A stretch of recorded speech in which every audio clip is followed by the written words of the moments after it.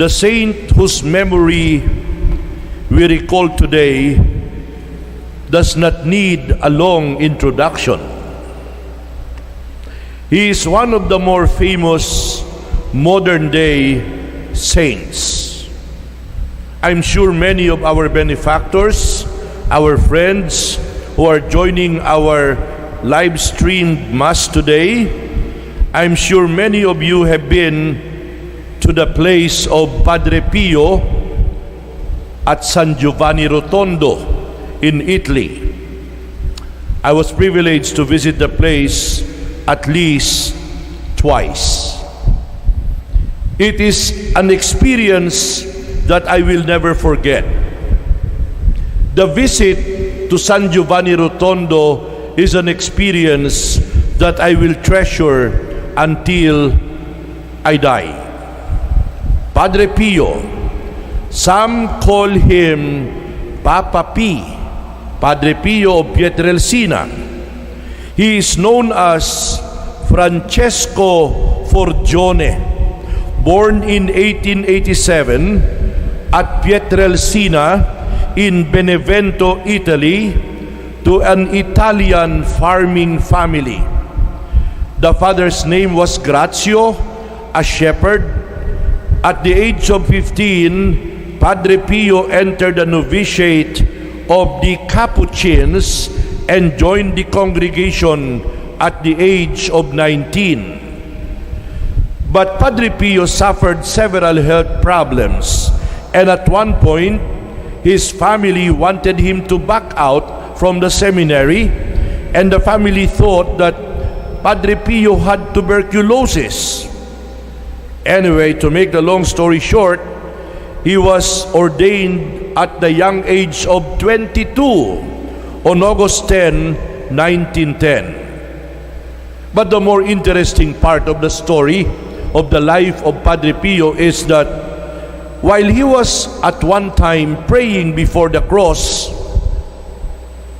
this holy man received the stigmata. And what is the stigmata? I'm sure many of you know what is the stigmata. The stigmata are the bodily marks. They are bodily marks, they are pains that resemble the wounds of the crucified Christ. And sometimes when a person receives the stigmata, this is accompanied by what they call religious ecstasy. Very few people receive this gift. It is a very privileged grace to receive the stigmata. He is the first priest ever to be so blessed, and as word spread, especially after American soldiers brought home stories of Padre Pio after the First World War, the priest himself became a point of pilgrimage for both the pious and the curious. And for 40 years, at the monastery of San Giovanni Rotondo, Padre Pio was a much sought after spiritual advisor, confessor, and intercessor whose life was devoted to the Eucharist and to prayer. There is another interesting point, another interesting thing that I'd like to mention about this man. Would you believe me if I tell you that Padre Pio would hear confessions for several hours without any end? And while he was hearing confessions, it was reported that Padre Pio was able to read the consciences of those who are holding something back. Because sometimes when we go to confession, we do not tell everything because we are shy. We do not, especially if the priest knows our voice, we do not tell everything. But Padre Pio could determine, he could read the consciences of those who are holding something back. That is another gift from the Lord. And another gift from the Lord. Padre Pio was given the grace to be able to bilocate. You know what is the meaning of bilocate? By two. He could be seen in two places at the same time. For example, He is seen here in Christ the King, and He is also seen in Quiapo. He could be seen in two places at the same time.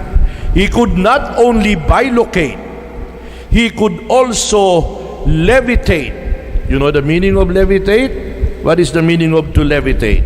To rise or to float in the air, especially in seeming defiance of gravitation. That is another gift given to Padre Pio, and also still another gift. According to reports, Padre Pio could heal by simple touch of the patient. Simply touching the patient would get healed. So these are many of the graces and benefits and favors that Padre Pio received from the Lord.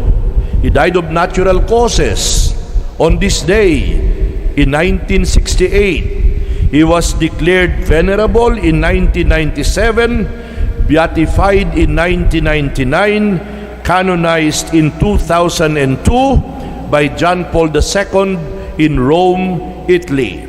And in 2008, 12 or 13 years ago to this day, the body of Padre Pio was exhumed from its original tomb to verify the conditions of his mortal remains and to ensure the